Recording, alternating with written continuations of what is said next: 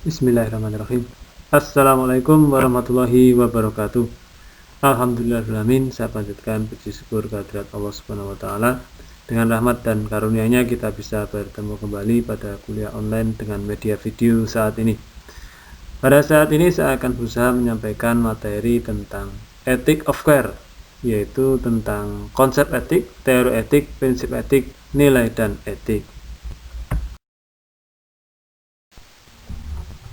Sebelum memasuki materi, saya akan menyampaikan soal kuis. Soal 1.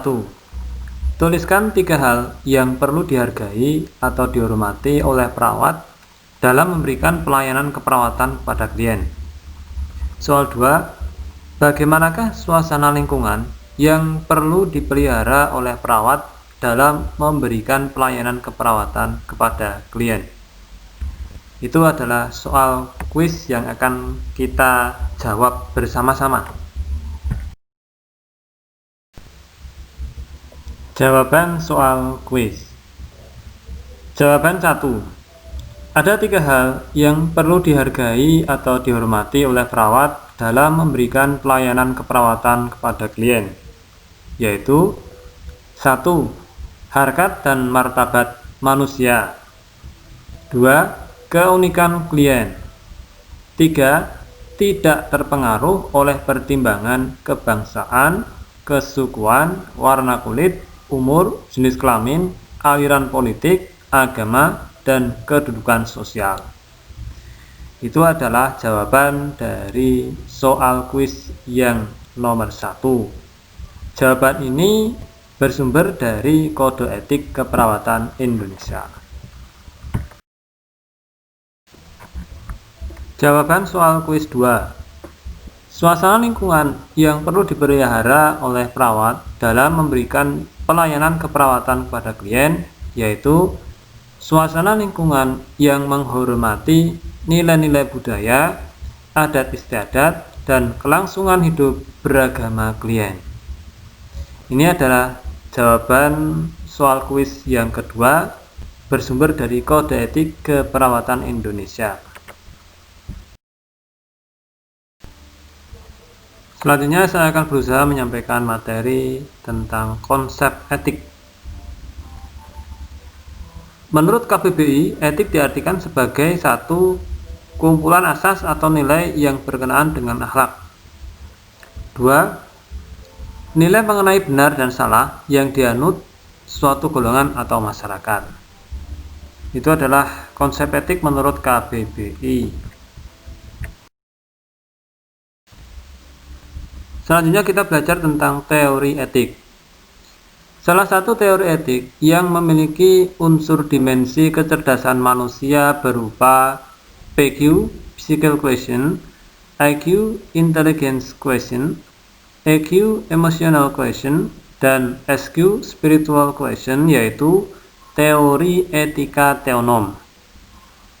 Teori ini menyatakan bahwa secara hakiki, karakter moral manusia ditentukan oleh kesesuaian hubungannya dengan perintah Tuhan.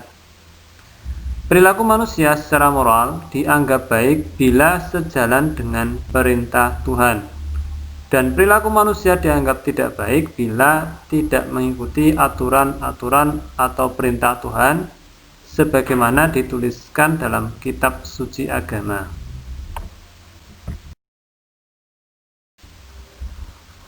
Lanjutan penjelasan teori etika teonom.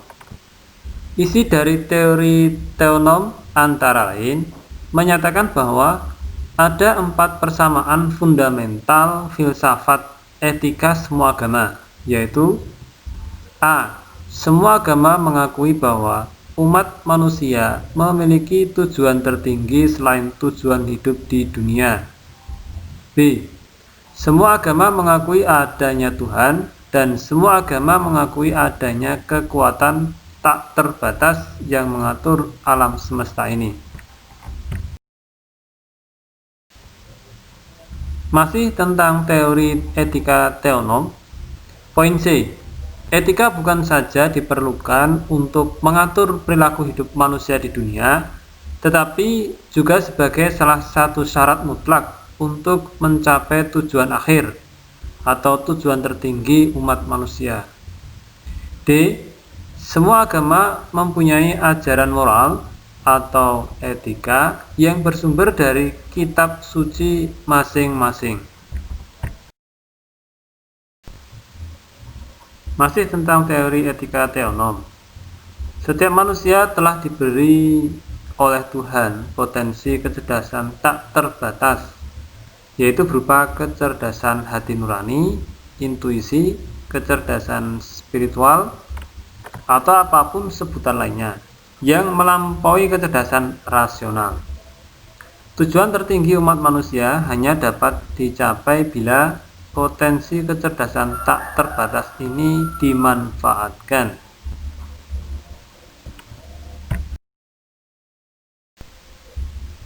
Berikutnya kita belajar tentang prinsip etik. Ada 8 prinsip-prinsip etik yang harus dimiliki oleh seorang perawat, meliputi A. Otonomi atau disebut juga autonomi. Prinsip otonomi adalah bentuk respek pada seseorang atau dipandang sebagai persetujuan tidak memaksa dan bertindak secara rasional. Otonomi merupakan hak kemandirian dan kebebasan individu. Praktek profesional merefleksikan otonomi ketika perawat menghargai hak-hak klien dalam membuat keputusan tentang perawatan dirinya.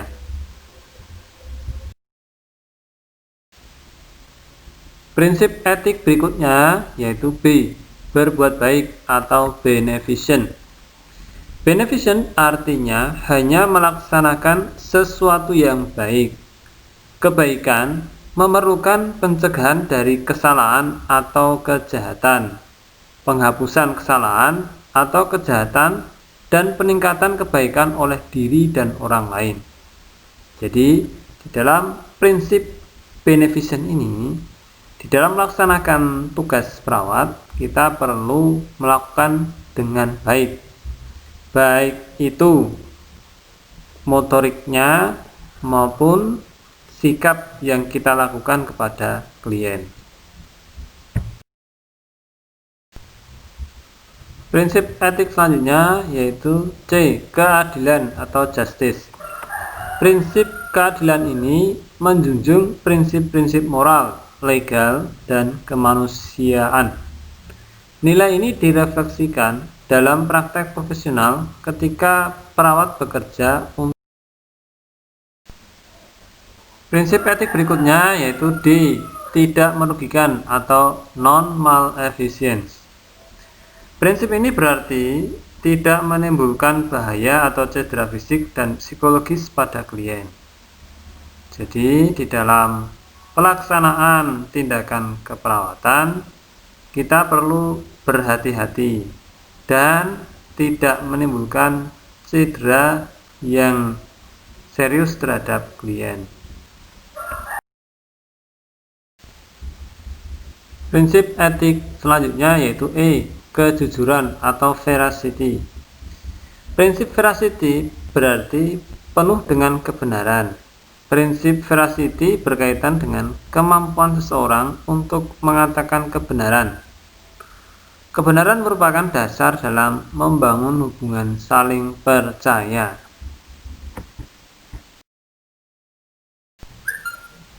Prinsip etik selanjutnya yaitu F. Menepati janji atau fidelity.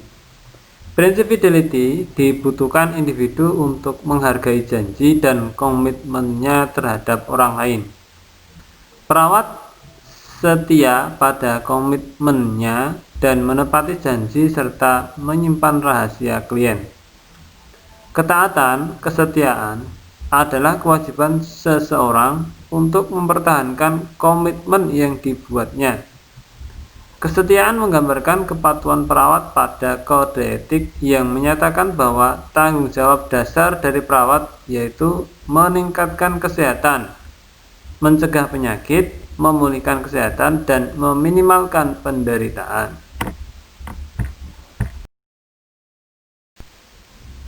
Prinsip etik selanjutnya yaitu G. Kerahasiaan. atau confidentiality. Aturan dalam prinsip kerahasiaan adalah informasi tentang klien harus dijaga privasinya. Segala sesuatu yang ada dalam dokumen catatan kesehatan klien hanya boleh dibuka dalam rangka pengobatan klien. Itu adalah penjelasan prinsip etik kerahasiaan. Berikutnya masih tentang prinsip etik selanjutnya, yaitu H. Akuntabilitas atau accountability. Akuntabilitas merupakan standar yang pasti bahwa tindakan seseorang profesional bisa dilakukan penilaian. Selanjutnya kita belajar tentang nilai etik. Arti dari nilai etik yaitu nilai untuk manusia sebagai pribadi yang utuh, misalnya kejujuran. Nilai akhlak, nilai yang berkaitan dengan benar dan salah yang dianut oleh golongan atau masyarakat. Itu menurut salah satu sumber dari KBBI. Soal evaluasi. Setelah mempelajari materi, jawablah soal ini dengan tulis tangan disertai nama, NIM, mata kuliah, dosen pengajar, tanggal pengerjaan. Lalu upload jawaban ke e-kampus sesuai waktunya sebagai bukti hadir kuliah pada materi ini. Soal 1. Tuliskan 4 dimensi kecerdasan yang ada pada teori teonom. Soal 2. Prinsip etik apa yang berarti penuh dengan kebenaran? Soal 3. Prinsip etik apa yang menjunjung prinsip moral, legal, dan kemanusiaan?